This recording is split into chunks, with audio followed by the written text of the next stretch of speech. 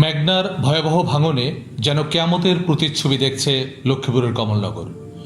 শুধু বৃহস্পতিবারের ভাঙনেই বিলীন হয়ে গেছে মেঘনাপাড়ের চর ফলকন ইউনিয়নের লুধুয়া এলাকার শত বছরের জামে মসজিদ সহ বেশ কয়েক একর জমি।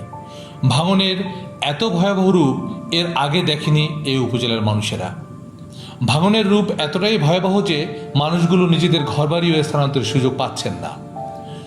26 সেপ্টেম্বর 2019 বৃহস্পতিবার ভোরে যে মসজিদে মুসল্লিরা জামাতের ফজরের নামাজ আদায় করেছিলেন, দুপুরেই সে মসজিদ একেবারেই বিলীন।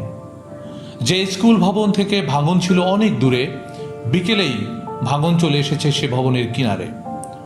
বিকেলে মেঘনায় বিলীন হতে চলেছে প্রাইমারি স্কুলের আরও দুটি ভবন এবং একটি ক্লিনিক।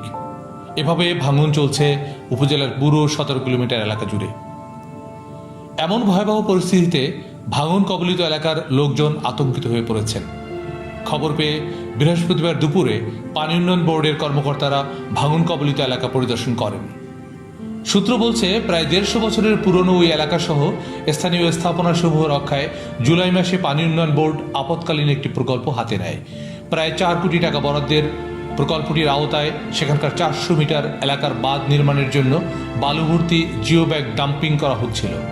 কাজটি শুরু হওয়ার পর এলাকাবাসী নতুন করে স্বপ্ন দেখতে শুরু করেন, কিন্তু এখন শুধু একদিনের মেঘনার ভাঙনের তীব্রতা দেখে এলাকাবাসীর সেই স্বপ্ন কেড়ে নিতে শুরু করেছে। স্থানীয় সংসদ সদস্য মেজর অবসরপ্রাপ্ত আব্দুল মান্নান জানান, ভবনগুলো রক্ষায় প্রয়োজনীয় উদ্যোগ নিতে তিনি পানি উন্নয়ন বোর্ড ও পানি সম্পদ মন্ত্রণালয় সহ সংশ্লিষ্টদের সঙ্গে যোগাযোগ অব্যাহত রেখেছিলেন। ইতিমধ্যে সেখানে আরও 15,000 জিও ব্যাগ ডাম্পিংয়ের অনুমতি নেওয়া হয়েছে বলে তিনি জানান।